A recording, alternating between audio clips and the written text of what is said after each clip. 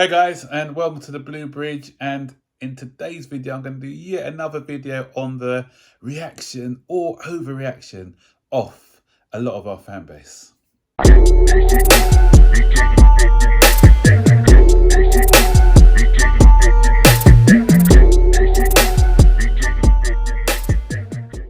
Yeah, so it seems like I'm doing a lot of these fan-related videos at the moment, but it's oh, that's not saying getting to me, but we see who the real fans of the club are in times of trouble, and some of the hyperbole, some of the nonsense that I'm hearing from our fan or so-called fans are just nonsensical. Sorry if I'm offending anyone there. This is my opinion. If I offend you, then so be it. But I'm just saying what I feel. I don't know how long some of you guys have been supporting Chelsea, but some of you maybe have started supporting us just when Abramovich was around. So all you know is success. And as I've said in countless videos before, no club in England has the divine right to be at the top table every single season. That's why we are a competitive league. Ask Liverpool fans in the 90s if they thought they were going to drop off. Ask Arsenal fans in the 2000s. Ask Manchester United fans. You know, we all go for it. What makes us think that we are going to be any different?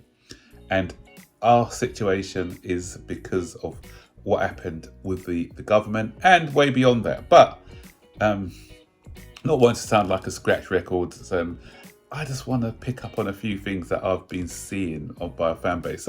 Someone says this is the worst Chelsea team ever, and I don't know how long this guy's been supporting Chelsea, but I have seen us go through 3 relegations, and so I've seen a lot worse than this, guys. So this isn't the worst ever. And I take it from somebody who's been supporting the club for many, many years. And the excuse I get is, oh, they didn't spend £1 billion on players. But it doesn't matter how much you spend on players.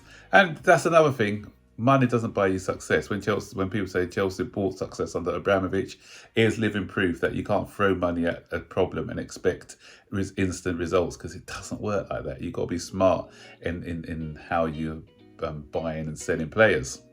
And I hate this thing about £1 billion. Is every time, oh, we spent £1 billion on players and things haven't improved. Let me tell you, in the starting lineup yesterday, we had £433 million. That's nearly £500 million. Yes, it's still eye-watering. Yeah, but out of those, there's 8 new players in there. And if we take the 2 most expensive ones, which sort of bloats this fee up, you're talking about 106 million for Enzo Fernandez and 100 million for Caicedo. Yes, I said 100 million because a lot of people, when they're looking at this billion, they're looking at all the potential add-ons that may happen.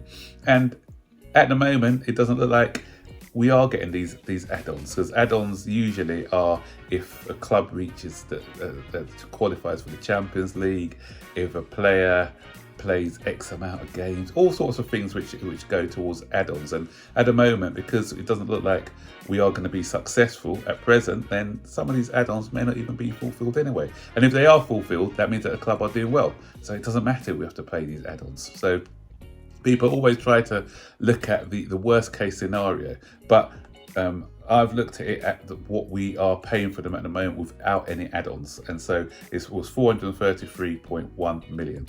And as I said, if you look at the 2 midfielders that will cost the most, 100 to 106 for Enzo and 110 or 100 million for Caicedo.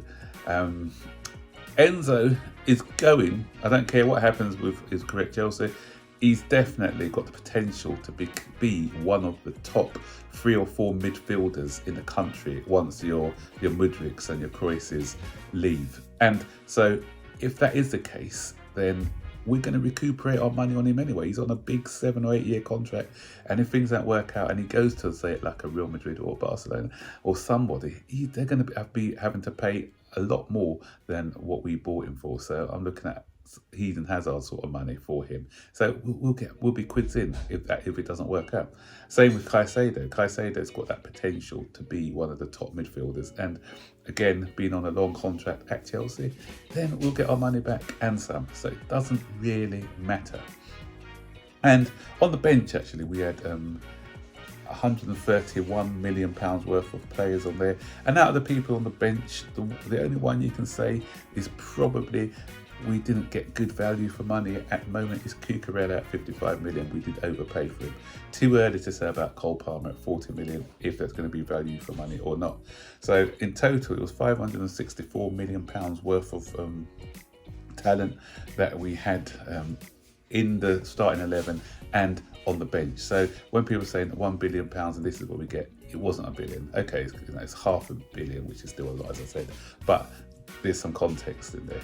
And so I've quoted this: 8 players joined the club this season, 8 starting today, 8 also yesterday, 8 players.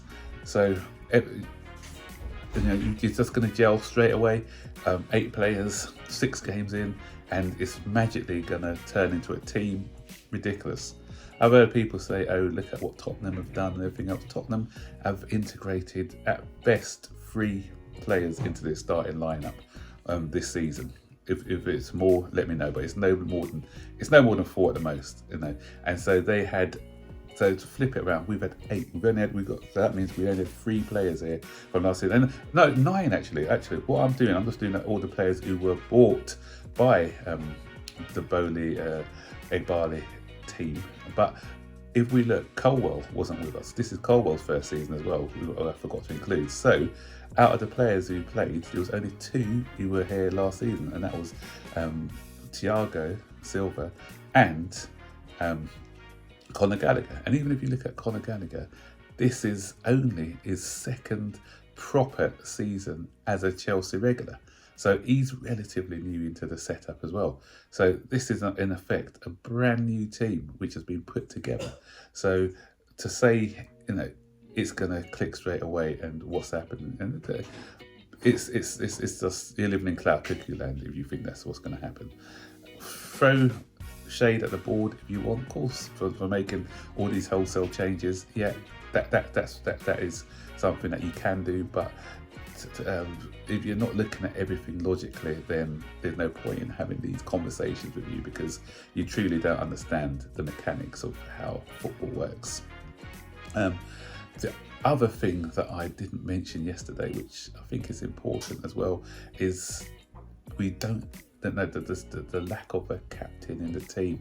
And we had Gallagher as the captain. He's not really captain material as far as I know, as far as I can see. So we are lacking that leadership in the team. With all these young players, no leadership qualities there, and that for me can be an issue. So if you're talking about leadership and everything else, then yeah, I'm with you on that. But throwing around the £1 billion figure and why isn't it gelling straight away? You guys have to realise that it's not as simple as that. This isn't PlayStation or something like that where you can just form a team and it's got that chemistry. Even when you do play, when I used to play PlayStation or FIFA back in the day, you had a team and the chemistry wasn't there when you got all these players. The chemistry had to be built on. You didn't have instant chemistry with all these players that you bought. And when you start off on the career mode or whatever mode it's called, you have a situation where you have you've got your chemistry is low, then you start adding players until you get that chemistry. And with us, the reason the chemistry is not there yet is because people are still trying to form partnerships and gel with each other. Then the chemistry would improve. So that's what you got to be looking at, guys. So that's my video today. What do you think? Let me know in the comment section below. Don't forget to like, subscribe, turn on post notifications so you're notified every time I make a new video. Bye bye.